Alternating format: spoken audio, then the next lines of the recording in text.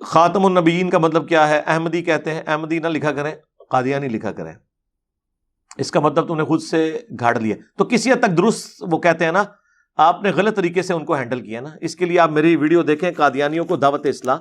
قرآن میں جو لفظ ہے وہ خاتم کا ہے،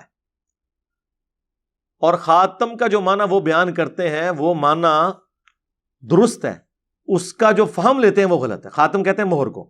ہمارے نزدیک سیل آف پروفٹ یہ ہے کہ آپ نے ایک خط لکھا، اس کے بعد اس پہ سیل لگا دی.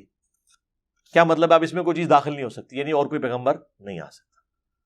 وہ کہتے ہیں خاتم کا مطلب یہ ہے کہ رسول اللہ کے بعد بھی اگر کوئی امتی نبی آئے گا حضور کی مہر سے آئے گا.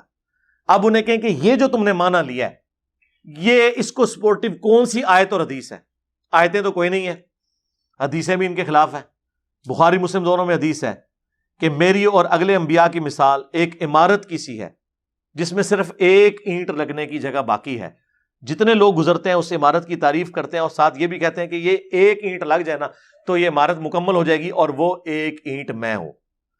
اور جب ایک اینٹ کی جگہ باقی ہے تو غلام احمد قادیانی دجال کس طرح دعوی نبوت کر سکتا ہے؟ جگہ ہی ایک اینٹ کی ہے. اور مجھے بتائیں، اگر وہ کہتا ہے کہ ہم امتی نبی کا دعویٰ کر رہے ہیں، تو اس امت میں اگر کوئی شخص امتی نبی بننے کا حقدار تھا تو مولا علی تھے. بخاری مسلم دونوں میں حدیث ہے، غزوہ تبوک پہلا اور آخری موقع تھا کہ نبی الاسلام حضرت علی کو ساتھ لے کر نہیں گئے بلکہ مدینہ شریف میں چھوڑ دیا. تو حضرت علی رونا شروع ہو گئے، تو نبی الاسلام نے ان کو تسلی دی اور فرمایا کیا تم اس بات پر راضی نہیں کہ تمہاری میرے ساتھ وہی نسبت ہے جو ہارون کی موسیٰ کے ساتھ، مگر میرے بعد کوئی نبی نہیں. تو اسی لیے پہ میں بولتا ہوں کہ اگر مولا علی نبی نہیں ہے، حالانکہ ان کی نسبت ہارون اور موسیٰ والی ہے. قرآن میں یہ جو دو نسبتیں آئی ہیں دونوں پیغمبر تھے. حضرت موسیٰ کے لیے سپورٹیو پیغمبر کون تھے؟ ہارون علیہ السلام، ان دونوں پر اللہ کی سلامتی ہو. نبی علیہ السلام کے لیے سپورٹ کے طور پر مولا علی تھے اسی نسبت میں. تو پیغمبر بھی ہوتے اگر ختم نبوت نہ ہوئی ہوتی. اور حضور نے ساتھ کہہ دیا مگر میرے بعد کوئی نبی نہیں. تو سرکار اگر مولا علی نبی نہیں ہے نا، امتی نبی بھی نہیں ہے، تو غلام احمد قادیانی دجال تو شاہی کوئی نہیں. یہ جو مولا علی کی شان میں حدیث جو بخاری اور مسلم دونوں میں موجود ہے، اور امام بخاری امام مسلم نے حضرت علی کی شان میں پہلی حدیث ہی یہی لی ہے. مجھ سے اگر کوئی پوچھے نا کہ اس پلانٹ ارتھ پہ حضرت علی کی شان میں نمبر 1 حدیث کون سی ہے، تو یہی ہے کہ علی کی میرے ساتھ وہی نسبت ہے جو ہارون کی موسیٰ کے ساتھ، مگر میرے بعد کوئی نبی نہیں. وہ من کن تو مولا بعد والی چیز ہے، یہ اصل ہے. سب سے بڑی حدیث یہ والی ہے.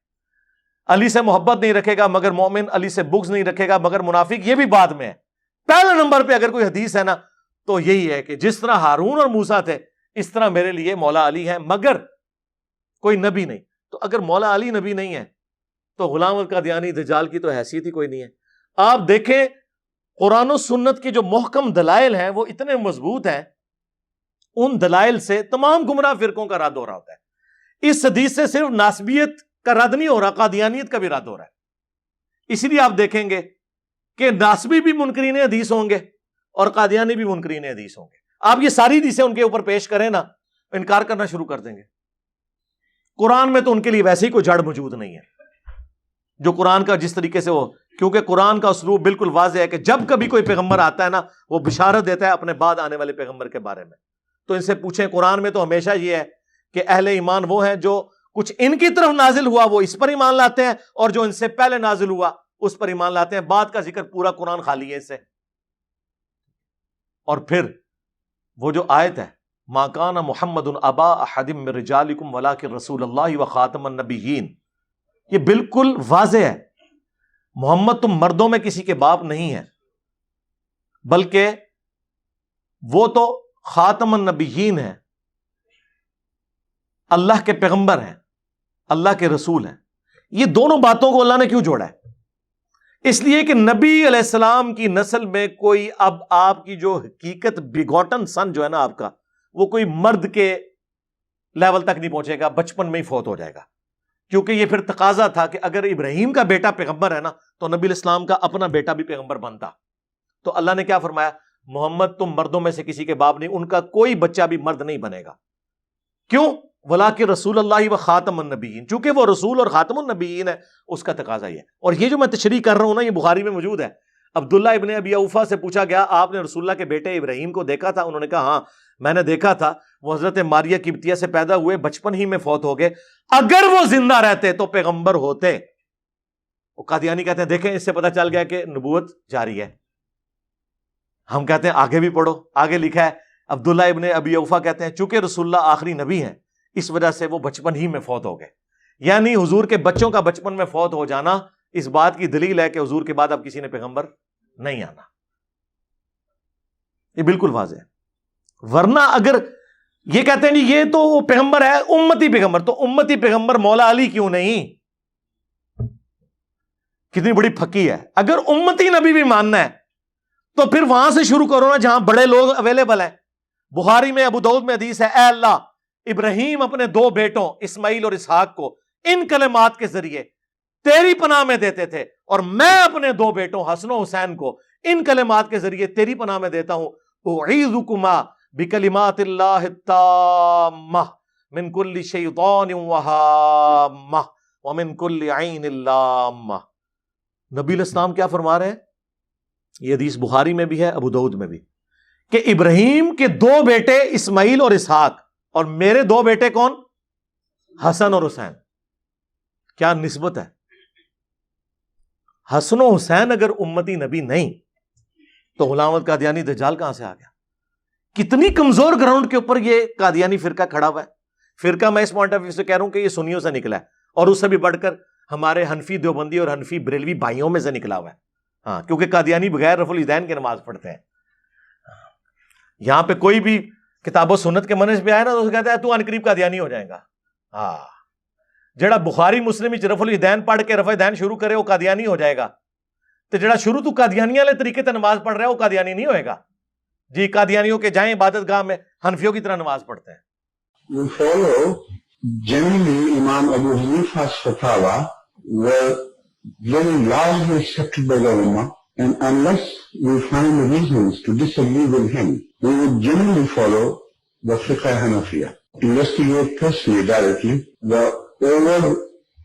The overbearing principle should be that you follow Hazrat Imam Abu Hanifa. This is the entire attitude of Jamaat Ahmadiyya.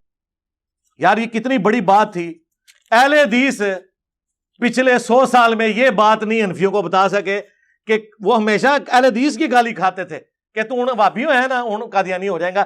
اہل حدیث اپنی عوام کو یہ نہیں بتا سکے کہ حنفیوں کی طرح نماز پڑھتے ہیں قادیانی۔ انہوں نے اگے دین دا کے کام کرنا سی۔ ختم نبوت کے اعلان کے بعد اگر مگر کی گنجائش رہ جاتی ہے، اگر میرے بعد کوئی نبی ہوتا، جی اگر مگر اس لیے ہوتا ہے کہ سمجھانے کے لیے ہوتا ہے، یہ جیسا کہ بخاری مسلم میں حدیث ہے علی کی میرے ساتھ وہی نسبت ہے جو ہارون کی موسیٰ کے ساتھ، مگر میرے بعد کوئی نبی نہیں، تو بتا دیا۔ قرآن میں موجود ہے قل ان کان للرحمن ولد فانا اول العابدین، بالفرض اے نبی تم فرماؤ اگر رحمان کا کوئی بیٹا ہوتا تو میں اسے پوج رہا ہوتا۔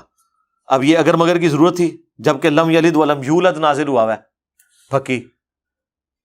قل ان کان للرحمن ولد فانا اول العابدین، اے نبی تم فرماؤ اگر رحمان کا کوئی بیٹا ہوتا تو میں بھی اسے پوج رہا ہوتا، یعنی عیسیٰ ابن مریم بیٹے نہیں ہیں۔ تو یہ سمجھانے کے لیے ہوتا ہے، اسے کہا جاتا ہے تعلیق بالمحال، ایک محال چیز کے ذریعے مثال بیان کرنا۔ اسی کے تحت میں نے کہا تھا نا یارا کہ اگر قادیانی مجھے مسلمان مان لیں تو میں انہیں مسلمان کہہ دوں گا، لیکن یہ ہو نہیں نہ سکتا۔ جیسا کہ قرآن میں آیا کہ رحمان کا کوئی بیٹا ہوتا تو میں اسے پوج رہا ہوتا، یہ ہو نہیں نہ سکتا۔